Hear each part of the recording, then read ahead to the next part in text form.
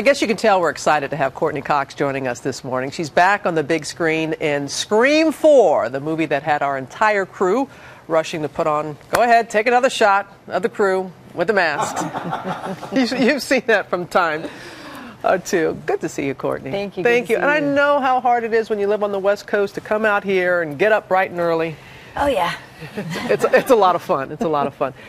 What if I do everything you do? Right, I just like realized this? You were doing this. I wish I had those legs, you know? That's why we removed the table. You notice how we normally have a table here? And it's like, Courtney's here, let's get the table out of here. I can't believe it's been 10 years since the last Scream. Was it like a big reunion out on the set? It was great. We came back and we had the exact same crew that we did in the first, second, and third.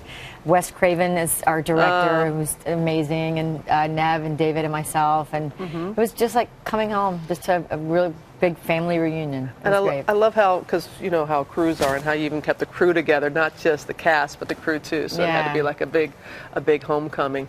We hear that the body count is the highest it's ever been. This one's pretty intense. A lot of people go. A lot. Yeah. Well, what other differences do you see in this one? Well, I think this one compares to the first. It's really funny. The cast is amazing. All the young people that are on the show that, you know, go pretty quickly. They're just great. They have great, you know, they're just great actors. So I think that's what separates these movies. The acting is good. The comedy, obviously, Wes knows how to scare you like nobody else, and it's just, you know, it's kind of campy, and yet we don't take ourselves too seriously. It's just a fun movie, and I really do believe it's as good as the first. So I'm proud of it. And the first was what, 1996? A long time. Yeah, like 15 years ago. Do you remember the first scary movie you went to as a kid? Yeah, I was. I think I was 13, and I snuck in to see The Exorcist. Yep, and I went with a girlfriend, and she left as soon as Linda Blair was flopping up in the bed, and I stayed. And I don't know. I think I've been tormented forever. So maybe that explains. Yeah, not a funny movie. No. Not really as funny as Scream. Okay, and this one is really funny, and so let's play a clip of that because, let's see here. You're in a deserted barn. There's scary music playing in the background, and you just have a feeling something's going to happen, per usual. Here's Scream 4.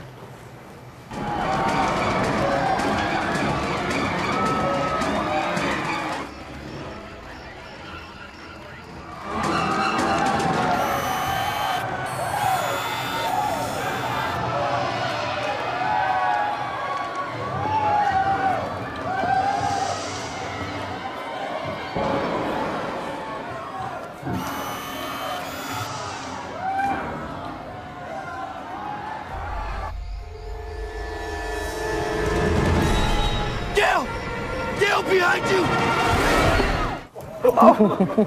I love how David is always there to save the day some kind of way. His character. Almost. He's bumbling and stumbling. Dewey can't quite save the day, but he arrives right afterwards. Yeah, but he's got a good heart with that.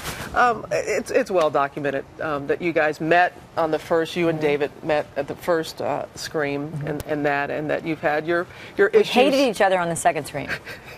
You met on the first one. We fell in love in the first, hated on the second, got married right before the third. And what are you saying? What are you talking about? What's wrong? Why, there's some news about us? No, well, if you listen to the radio, you can really find out. He's on Howard right now. Why? Don't you just want to say, dude, don't do that? No, when he was drinking, I was like, dude, don't do that. But now, you know, David's so funny, and he's a showman. He knows what he's doing, and he's having fun, and he loves doing the show. I'm a big Howard fan, and you know, David's got such a big heart, so even if he says things that's like, wow, really, you told the whole world? It's all right. You know, I don't know why. I just don't have any problem with it. Because there's real love in his heart, in your heart, and your love for your daughter. And, I mean, to see you guys vacationing together and everything like that, it gives us a little glimpse and going, you know what, you're in a good place in an odd way. We're in a really good place. We're being probably the best we've ever been because we're being really honest with each other. Good. And it's really, we have such huge amounts of affection for each other that it's just... It's about Coco, and we have memories. We have 15 years of memories. There's no point in spoiling that because we're kind of looking at ourselves. And I don't know what's going to happen, but I think this is an important time, and he will always be my guy. You know, I love him. I know he's your best friend too, and you can see that with the film. in Scream 4 and all that. Also, Cougar Town, big fan. Thank you. Big fan here, and a great ensemble, and you guys have really grown together. And you have a special episode coming up where if someone gives a phone number or something? There's a phone number that you can call, and you'll be able to talk to one of the cast members or our producers, our creators, Bill and Kevin. Yeah, and I don't think you know who you're going to get when you dial a number, so just, I guess I'll be on the phone. I don't know how we're going to do an episode. I'll be on the phone all week. No. So somebody, will you see it and you just call and they could talk to you or any of the other cast members? Yeah. Well, that's a little bit original. You got to keep it fresh, don't you? Fresh. I think next they'll probably say, oh, you can come over to their houses. I'd want to come over to your house because you're always pouring a nice glass of milk. Milk. Yeah. We drink a lot of milk. Yeah, a lot of milk. Gallons of milk. Gallons and gallons. You are a great sport and a great talent. Thank we you. appreciate you getting up bright and early. Thank you and so being much. an all success with Scream 4 and Thank everything you. in Cougar Town. We appreciate that. And Scream 4 opens this Friday, and you can see a special episodes of Cougar Town airing on Monday and Wednesday at 9:30 p.m. only here on ABC.